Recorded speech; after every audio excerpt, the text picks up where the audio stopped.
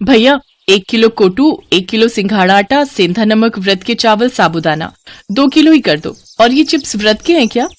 हाँ बहन जी, ये आगे सारा माल व्रत के लिए ही है। तो ये व्रत की नमकीन, चिप्स, पापड़ ये सब भी 5-5 पैकेट कर ही दो। अरे गायत्री, तू कुछ खरीद नहीं रही? तूने भी तो नवरात्रि व्रत रखे है ना? नहीं भाभी, व्रत में ये और मैं इतना कुछ नहीं खा पाते हैं। बस थोड़े से आलू ले लूंगी, वही उबाल लूंगी। अच्छा चल ठीक है भैया, ये सामान पैक कर दो और ये आपके पैसे। गायत्री, ये 2 थैले तू उठा लेगी क्या? हाँ हाँ भाभी, लाओ ये सामान मुझे पकड़ा दो। बस त्योहार आने की देर है, पर्स खुल ही जाता है। मैंने तो तुम्हारे जेठ जी से कल ही 20,000 रुपए अलग ले लिए थे कि नवरात्रि पूजन के लिए काम आएंगे। कन्या पूजन में बांटने के लिए सामान भी तो लेना है। गायत्री एक काम कर, जरा वो सामने बर्तन की दुकान पर चलते हैं। सोच रही हूँ कन्याओं को स्टील की डिबिया बांट दूंगी। भैया ये 1 दर्जन डिब्बी का सेट दे दो। गायत्री, तू कुछ खरीदेगी कन्याओं को देने के लिए? नहीं भाभी, अभी नहीं, आप खरीद लो। अच्छा चल, मेरी तो नवरात्रि की शॉपिंग हो गई। ले पकड़ ये थैले। रिक्शा भी नहीं मिल रहा है, जरा देख वहां रिक्शा कोई नजर आता है तो। मैं तो बहुत थक गई हूँ। सुधा और गायत्री दोनों देवरानी जेठानी थी। सुधा गायत्री की जेठानी थी। उसके पति महेश की कपड़े की दुकान थी। पैसा भी अच्छा खासा था, काफी अमीर थी सुधा। इसके विपरीत गायत्री का पति रमेश किराए का ऑटो चलाता था और गायत्री घरों में सफाई बर्तन का काम करती थी। गायत्री और रमेश दोनों मिलकर ही घर का खर्चा चलाते थे। सुधा गायत्री का बहुत फायदा उठाती थी। गायत्री सुबह शाम घरों में काम करती तो दोपहर के समय सुधा अपने साथ काम पर लगा लेती। वो बेचारी जेठानी को मना भी नहीं कर सकती थी। दोनों के घर पास थे, इसीलिए सुधा अक्सर गायत्री को काम के बहाने बुला लेती थी। बात सुन गायत्री, ये थैले तो वहां रख दे और फ्रिज में कल के राजमा पड़े हैं, तू निकाल ले। लेती जा, बच्चे खा लेंगे। साथ में चावल उबाल लियो। और सुन, दोनों कमरों की बेडशीट भी बदलनी है, वो भी बदल दे। तकिए की कवर नए चढ़ा दे। मैं पलंग पर ही निकाल कर रखाई हूँ। इतने दिन से काम में ही लगी रहती हूँ, इसलिए हाथ ही नहीं पड़ रहा। अब मैं तुझे अपने घर में सफाई बर्तन के काम पर तो रख नहीं सकती, नहीं तो मोहल्ले वाले क्या कहेंगे कि मैंने अपनी देवरानी को काम पर रख लिया। इसलिए मुझे भी दूसरी काम वालियों को काम पर रखना पड़ता है, वरना मैं तो तुझे अच्छी पगार दे देती। अरे मैं तो भूल ही गई, बच्चे स्कूल से आने वाले होंगे। सुन, फ्रिज में अनार पड़े हैं, वो छील दे। बच्चे जूस मांग रहे थे, उन्हें निकाल कर दे दूंगी। कुछ दिन बाद नवरात्रि शुरू हो गए। सुधा और गायत्री दोनों ने अपने अपने घर में नौ दुर्गा पूजा शुरू की। गायत्री अपने सामर्थ्य के अनुसार माँ दुर्गा को प्रसाद का भोग लगाती और इस प्रसाद को ग्रहण कर लेती। उधर सुधा रोजाना ही ढेरों व्रत के पकवान बनाती।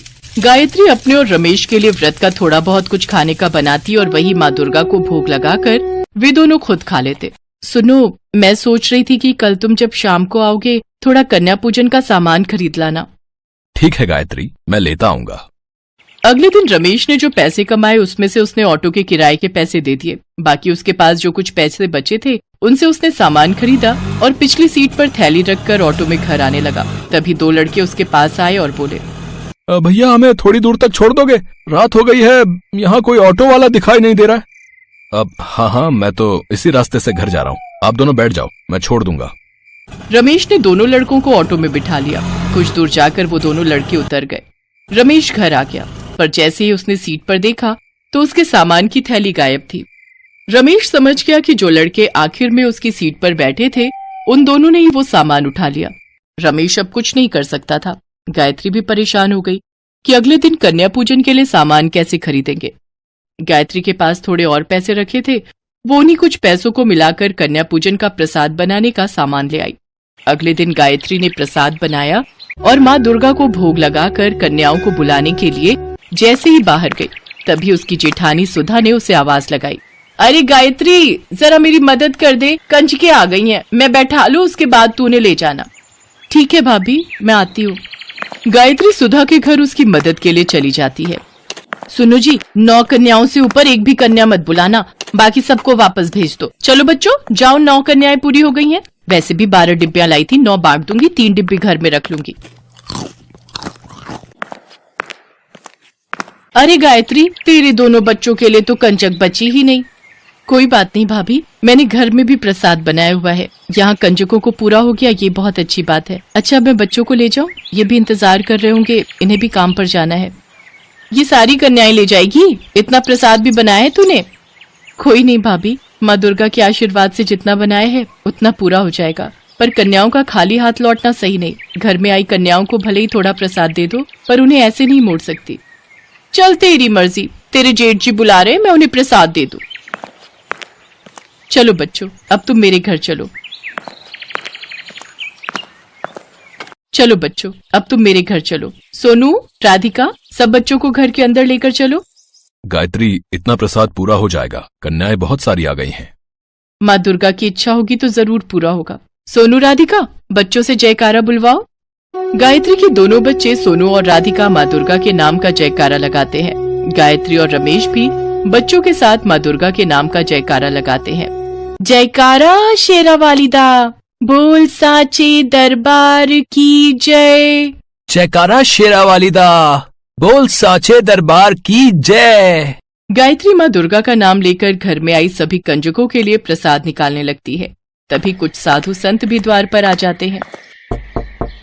बेटी, दुर्गा अष्टमी का दिन है, साधु बाबा को माँ दुर्गा का प्रसाद दो। अब गायत्री, द्वार पर साधु संत महात्मा आए हैं, कन्याओं के लिए भी प्रसाद निकालना है, अब सब कैसे होगा?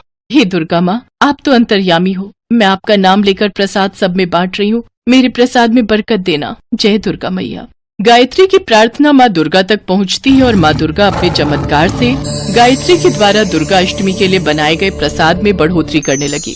इधर गायत्री बर्तन में से हलवा पूड़ी चने निकालती तो उधर माँ दुर्गा अपने चमत्कार से बर्तनों को फिर से भर देती।